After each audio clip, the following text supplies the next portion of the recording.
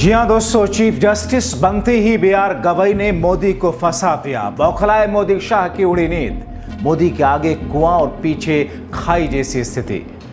बहुत स्वागत है आप सभी का। आप देख रहे हैं द राजनीति का विशेष सेगमेंट खबर और विश्लेषण। मैं हूं जब्बार खान। दोस्तों, आखिर चीफ जस्टिस बनने के बाद बी.आर. गवई ने ऐसी कौन सी स्थिति मोदी शाह की सरकार के सामने ला दी जिसकी बुनियाद पर मोदी शाह की नींदें हराम है।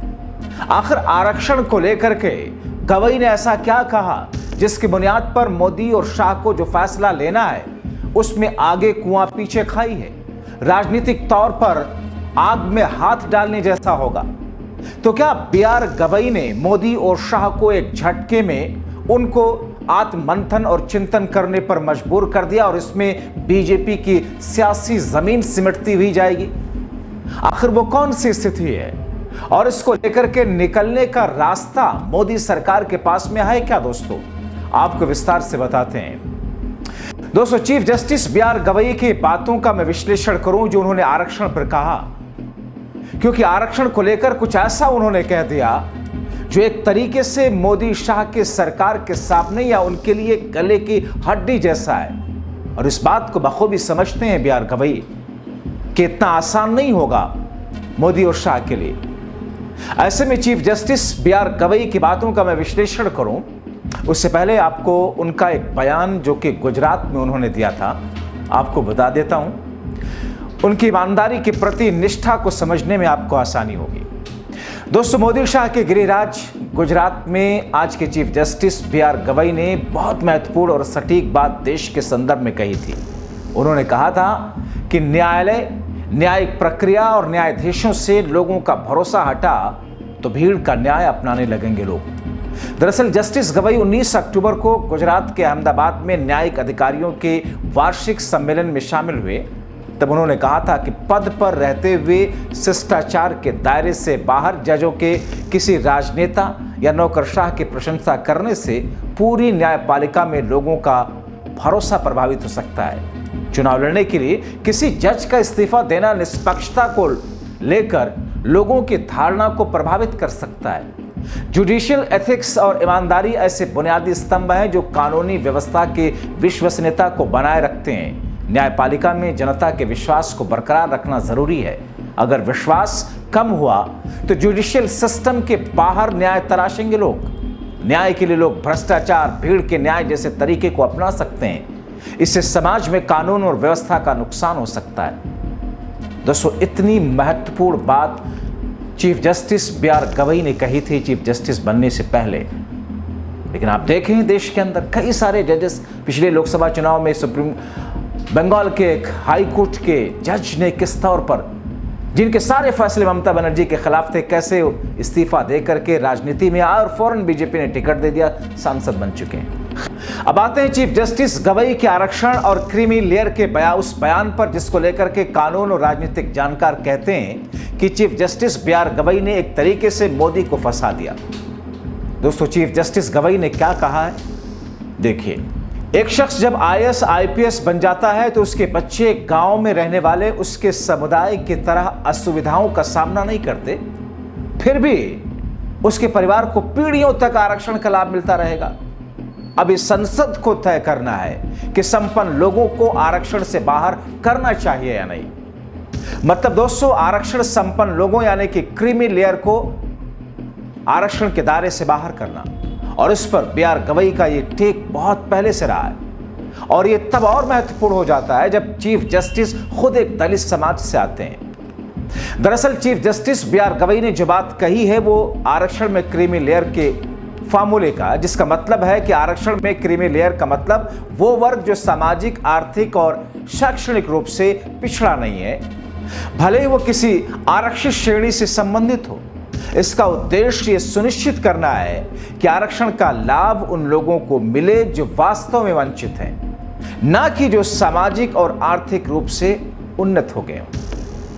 अब दोस्तों, ये बयान, ये टेक चीफ जस्टिस बी.आर. गवई का हाल में मोदी सरकार ने क्या किया है। जब आप उम्मीद कर रहे थे 22 अप्रैल को पहलगाम में आतंकी हमले के बाद किसी बड़ी कार्रवाई की, तो मोदी सरकार ने जातीय जनगणना का ऐलान किया।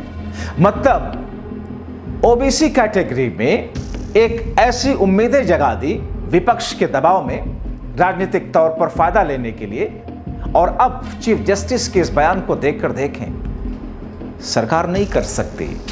संसद के लिए कहा चीफ जस्टिस ने कि संसद तय करे, मोदी शाह ऐसा कर नहीं सकते क्योंकि इसके पीछे बहुत सारे कारण हैं। दोस्तों, न्यायमूर्ति गवई ने एक अलग फैसले में आपको बताया कि एक फैसला दरअसल आया था पहले, तब भी कहा था उन्होंने, पहले भी 1 साल पहले, कि राज्य को एससी और एसटी में क्रीमी लेयर की पहचान करनी चाहिए और उन्हें आरक्षण से बाहर करना चाहिए।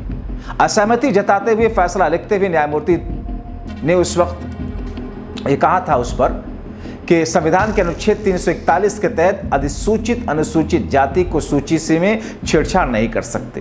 दोस्तों, सुप्रीम कोर्ट ने ईवी चिन्या फैसले की समीक्षा की मांग करने वाली याचिका पर 8 फरवरी को एक अंदाज में फैसला सुरक्षित रख लिया था। पिछले साल एक ऐसा मामला आया था जिस मामले को आरक्षण से जुड़ा हुआ पाया गया और उसको सुप्रीम कोर्ट ने जिस अंदाज में 2004 में फैसला दिया था कि सभी अनुसूचित जाति समुदाय जो कि सदियों से बहिष्कार, भेदभाव और अपमान झेल रहे हैं, एक समरूप वर्ग का प्रतिनिधित्व करते हैं जिन्हें आप वर्गीकृत नहीं किया जा सकता। यानी कि कोटा विद इन कोटा का फैसला सुप्रीम कोर्ट ने दिया, जो 2004 के अपने ही फैसले को पलट दिया था। और उसी वक्त बीआर गवई ने कहा था, इस क्रीमी लेयर वाली बात कही थी कि जो संपन्न हो गए हैं आरक्षण पाते पाते, उनको क्यों दिया जाए। एक आईएएस ऑफिसर हैं, उनके बच्चे मर्सिडीज में घूमते हैं, 5-10 लाख की बाइक दौड़ाते हैं, बेहतरीन घर है, प्रॉपर्टी है उनके नाम पर, सारी सुविधा है, अब उनको क्यों मिले आरक्षण। बात भी सही है। और इसीलिए संविधान के अंदर, इसीलिए जब आरक्षण का प्रावधान लाएगा तो क्रीमी लेयर का कॉन्सेप्ट रखा गया था। दोस्तों, आपको याद है पिछले साल कोटा विद इन कोटा का एक फैसला आया था, जिस फैसले का भी मैं जिक्र कर रहा था।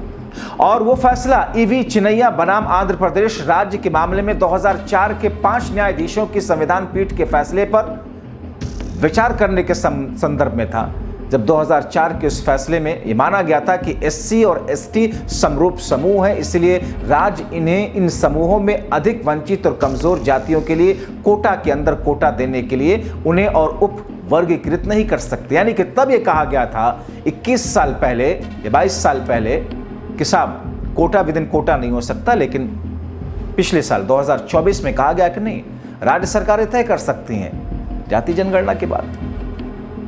यानी कि आप क्रोनोलॉजी समझिए, चीफ जस्टिस का वो बयान कि क्रीमी लेयर को हटाया जाए, क्यों वो लोग रिजर्वेशन पाएं, जिनके पास में मर्सिडीज है, जिनके पास में हाई स्टेटस है सोसाइटी के अंदर, 10 लाख की बाइक चलाते हैं, बेहतर से बेहतर स्कूल में पढ़ते हैं, विदेशों में पढ़ाई करते हैं, उनको अब आरक्षण की जरूरत क्या है। बात भी सही है। और उन्होंने डाल दिया संसद के ऊपर कि मोदी सरकार इस पर तय करे। मोदी सरकार क्या करेगी? क्या मोदी सरकार ये हिम्मत जुटा पाएगी? कतई नहीं दोस्तों, मार्क माय वर्ड्स, नहीं कर सकती मोदी सरकार ऐसा। और इसीलिए मोदी सरकार फंस चुकी है। मैंने इसीलिए लिखा कि बीआर गवई ने मोदी को फंसा दिया। तो दोस्तों, जिस कोटा विद इन कोटा का जिक्र मैं कर रहा था, जिसका फैसला आया था इससे पहले 2024 में, जल्दी से बताते चले कि कोटा विद इन कोटा है क्या। दरअसल कोटे के अंदर कोटे से मतलब एक अलग आरक्षण व्यवस्था लागू करना। इसके तहत यह सुनिश्चित करना होगा कि एससी एसटी के अंदर जो जातियां ज्यादा जरूरतमंद हैं और जिन्हें भेदभाव का शिकार होना पड़ता है, उससे ज्यादा लाभ मिले। और इसका सबसे बड़ा उदाहरण उन राज्यों का है जहां ओबीसी में विभाजन किया गया। तमिलनाडु, कर्नाटक जैसे राज्यों में अन्य पिछड़ा वर्ग के आरक्षण को कम पिछड़े और अधिक पिछड़े में विभाजित किया गया। यानी कि पिछड़ा और अति पिछड़ा आप सुनते होंगे, दलित, महादलित। आपने देखा ना, बिहार में जब जाति सर्वेक्षण हुआ, जाति जनगणना नहीं हुई, क्योंकि जाति जनगणना कराने का अधिकार सिर्फ केंद्र सरकार को होता है, जनगणना। इसीलिए बिहार में जो किया गया जनगणना, उसे जाति सर्वेक्षण का नाम दिया गया, सर्वे। दोस्तों, जिन राज्यों में हुआ, इसका फायदा कमजोर वर्ग को मिलता है ऐसा करने से, क्योंकि उन्हें प्राथमिकता दी जाती है चिन्हित करके। अगस्त 2024 में सुप्रीम कोर्ट ने रिजर्वेशन को लेकर के एक बड़ा फैसला सुनाया था, जिसका मैं जिक्र कर रहा था। कहा था सुप्रीम कोर्ट ने, राज्य के पास में अधिकार होगा कि अनुसूचित जाति, अनुसूचित जनजाति यानी एससी एसटी श्रेणियों के रिजर्वेशन कोटे में सब कैटेगरी बना सकते हैं। मतलब उस फैसले के बाद राज्य की सरकारों को कोटा विद इन कोटा का कानून भी बनाने का अधिकार मिला था। कोर्ट के इस फैसले ने अपने ही पुराने इस फैसले को 2004 में जिसे था दोस्तों उसे पलट दिया था। और दोस्तों उसी पैनल में 2024 वाले फैसले के पैनल में, जिसमें 7 जजेस का पैनल था, आज के चीफ जस्टिस बी.आर. गवई भी थे। और उस समय अदालत ने क्रीमी लेयर को लेकर के कहा था, क्रीमी लेयर से मतलब उस वर्ग से है जो आर्थिक और सामाजिक रूप से प्रगति कर चुका है। श्रेणी में आने वाले लोगों को आरक्षण का लाभ नहीं मिलता, नहीं दिया जाना चाहिए। वर्तमान में अन्य पिछड़ा वर्ग के आरक्षण के लिए क्रीमी लेयर की सीमा लागू है, यानी कि ओबीसी को लेकर के एक सीमा है क्रीमी लेयर की। अनुसूचित जाति एवं जनजाति के संबंध में पदोन्नति में क्रीमी लेयर का सिद्धांत लागू किया गया है, यानी कि ओबीसी में तो है पूर्ण रूप से क्रीमी लेयर, मगर एससी के अंदर ये सिर्फ, यानी कि पदोन्नति का जो मामला है उसमें सिर्फ इसका सिद्धांत लागू होता है। जैसा कि मैंने आपको बताया कि उस समय संविधान पीठ के सदस्य बी.आर. गवई ने इस बारे में कहा था कि सरकार को अन्य पिछड़ा वर्ग की तरह अनुसूचित जाति और जनजाति के लिए भी क्रीमी लेयर लागू करने के लिए कुछ मानदंड तैयार करने चाहिए।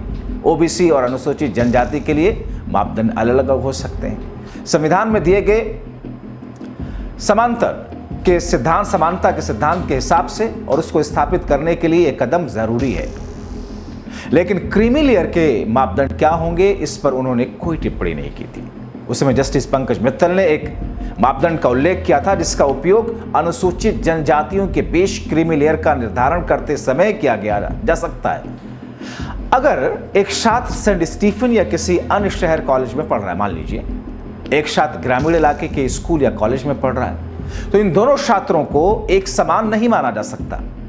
अगर एक पीढ़ी आरक्षण का लाभ लेकर आगे बढ़ती है तो अगली पीढ़ी को आरक्षण नहीं मिलना चाहिए। इस पर जस्टिस विक्रम नाथे ने उस वक्त कहा था कि अन्य पिछड़े वर्गों की तरह क्रीमी लेयर का प्रावधान अनुसूचित जाति और जनजाति पर भी लागू होना चाहिए, लेकिन ये मानदंड अलग होने चाहिए। जस्टिस सतीश चंद्र शर्मा थे जो उस वक्त उसमें भी उन्होंने कहा था कि SC/ST समुदायों के लिए क्रीमी लेयर निर्धारित करने के लिए एक संवैधानिक आदेश की आवश्यकता है। हालांकि दोस्तों वंचित बहुजन अघाड़ी के अध्यक्ष प्रकाश आंबेडकर और उस समय बहुत सारे लोगों ने इस फैसले का विरोध किया था। प्रकाश आंबेडकर ने तब कहा था कि सुप्रीम कोर्ट का फैसला अनुसूचित जाति के तहत पिछड़ेपन को मापने के लिए इस्तेमाल किए जाने वाले मानदंडों पर चुप है। वो कहते हैं कि ईवी चिनिया का फैसला अब भी मजबूत है, भले ही आरक्षण के तहत श्रेणी को 6 से 1 तक बरकरार रखा गया। दोस्तों आरक्षण से न केवल SC/ST और ओबीसी को लाभ होता है, बल्कि सामान्य श्रेणियों को भी लाभ होता है। प्रकाश आंबेडकर ने कहा था कि यह फैसला संविधान के अनुच्छेद 14 का उल्लंघन है। उस समय दक्षिण भारतीय फिल्म निर्देशक हैं पारंजीत अनुसूचित जाति के आरक्षण में क्रीमी लेयर का प्रावधान लागू करने का विरोध किया था, और अपने अपने तरीके से बहुत सारे लोगों ने इस बात को लेकर के विरोध किया था। दोस्तों तब यह भी बात आई थी कि क्रीमी लेयर लगाने का कोई आधार नहीं है। सुप्रीम कोर्ट के फैसले के बारे में राउंड टेबल इंडिया मराठी के संपादक हैं राहुल गायकवाड़, उस वक्त उन्होंने बहुत अहम टिप्पणी की थी। क्रीमी लेयर को लागू करने से निष्पक्ष और पर्याप्त प्रतिनिधित्व का सिद्धांत कमजोर हो जाएगा, यानी कि इसकी मुखालफत में लोग खड़े थे। इसीलिए मैंने कहा कि दोस्तों जिस अंदाज में समाज के अंदर उस फैसले के बाद भी वर्गीकरण यानी कोटा विद इन कोटा के फैसले के बाद में क्रीमी लेयर की बात जब SC/ST के लिए आई तो फिर किस तौर पर लोगों ने नाराजगी जताई, कैसे लोगों ने उस पर अपना विरोध जताया था। दोस्तों आपको बताएं कि कहा जाता है कि अनुसूचित जाति जनजाति के आरक्षण से सिर्फ कुछ खास जातियों को ही फायदा हुआ। बेशक आंकड़े अक्सर बताते हैं लोग अभी भी बड़े पैमाने पर आरक्षण के लाभ से वंचित हैं। कहा जाता है कि उसमें भी जो संपन्न होते हैं, आप देखिए दलितों में कई कैटेगरी है, कई सारी उसमें सेक्शंस हैं। जाटव सेक्शन है, बहुत सारे सेक्शन। आप ओबीसी में देखिए यादव सेक्शन है, दूसरे कुछ सेक्शन बहुत संपन्न है, कुछ बेचारों को फायदा नहीं मिल पाता। अब चीफ जस्टिस का क्रीमी लेयर वाला बयान एक बार फिर से ठहरे हुए समंदर में पत्थर फेंकने जैसा है। हलचल तो हो गई। क्रीमी लेयर पर केंद्र की सरकार के लिए कानून बनाना राजनीतिक तौर पर आग में हाथ डालने जैसा होगा। इसीलिए हमने लिखा कि चीफ जस्टिस गवई ने मोदी को फंसा दिया। अब आपको बताएं कि जस्टिस गवई देश के दरअसल दोस्तों दूसरे दलित CJI हैं। उनसे पहले जस्टिस KG बालाकृष्ण भारत के मुख्य न्यायाधीश बने थे। जस्टिस बालाकृष्ण साल 2007 में सुप्रीम कोर्ट के चीफ जस्टिस बने थे। सुप्रीम कोर्ट के जज के रूप में जस्टिस गवई ने कई सारे ऐतिहासिक फैसले दिए हैं। अब ऐसी स्थिति में जस्टिस गवई के इस बयान के बाद मोदी सरकार के हाथ पांव फूले। आप क्या सोच रहे हैं? अपनी बात कमेंट बॉक्स में जरूर लिखें। अभी के लिए इतना ही। जागरूक रहें, खास तौर पर ऐसी खबरों से। समाज के प्रति जागरूकता भी जरूरी है आपकी। दूसरों के भी शेयर करें, उन तक पहुंचाएं। बहुत शुक्रिया।